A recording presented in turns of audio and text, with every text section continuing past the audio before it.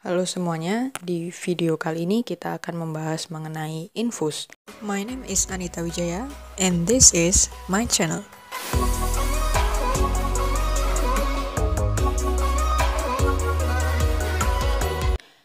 Secara umum, infus itu dibagi menjadi dua, yaitu infus kristaloid dan juga infus koloid.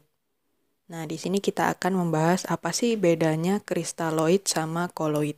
Kita bahas yang kristaloid dulu. Kristaloid itu fungsinya adalah dia menggantikan elektrolit yang ada di dalam darah. Jadi posisinya dia itu isotonis dengan darah, jadi setara. Tujuannya untuk meningkatkan volume intravaskular. Misalnya nih ada orang kecelakaan kehilangan banyak darah. Nah, itu kan kondisi yang berbahaya ya kan, nanti bisa shock dan sebagainya. Nah, untuk kita menggantikan cairan yang darah yang ada di dalam pembuluh darah itu bisa dipakai cairan kristaloid ini. Atau contoh berikutnya pada orang yang dehidrasi. Orang yang dehidrasi, volume darah di dalam pembuluh darahnya juga akan menurun. Untuk menggantikan hal tersebut, maka bisa dikasih sama cairan infus golongan kristaloid. Contoh cairan infus golongan kristaloid adalah NaCl 0,9%, RL, Ringer lactate, dan juga dextrose. Nah, cairan kristaloid ini tersusun dari mineral ya kan, dari elektrolit NaCl, Ringer lactate. Jadi komposisinya itu NaCl kayak gitu-gitu, dextrosa, laktosa yang bersifat sebagai elektrolit. Karena dia bersifat isotonis ya kan di dalam darah, jadi awalnya ketika seseorang itu volume cairan di dalam vaskularnya dia menurun, dikasih ini keadaannya adalah isotonis, maka nanti kan cairan yang masuk ke dalam vaskular ini akan cenderung pergi ke luar, ke ekstravaskular ya kan, karena perbedaan gradien.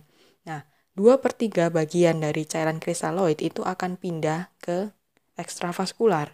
Jadi sisa 1/3 yang di vaskular.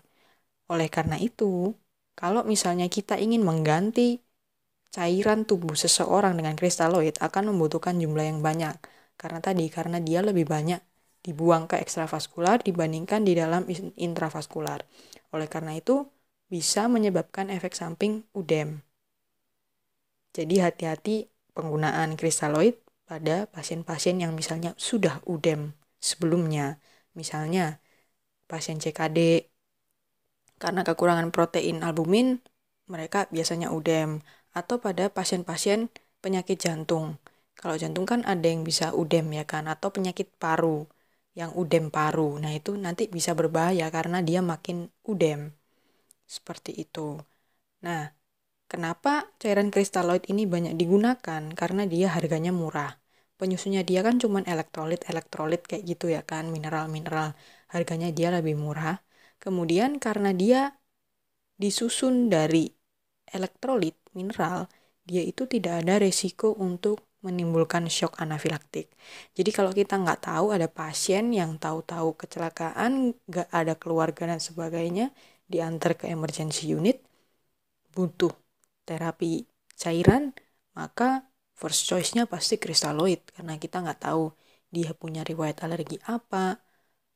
Yang paling aman ya kristaloid, nggak membahayakan tubuh pasien ya kan. Udah pasiennya pendarahan, nanti kalau dikasih sesuatu yang memicu anafilaktik malah bahaya ya kan. Itulah infus golongan kristaloid. Yang kedua kita akan bahas infus golongan koloid.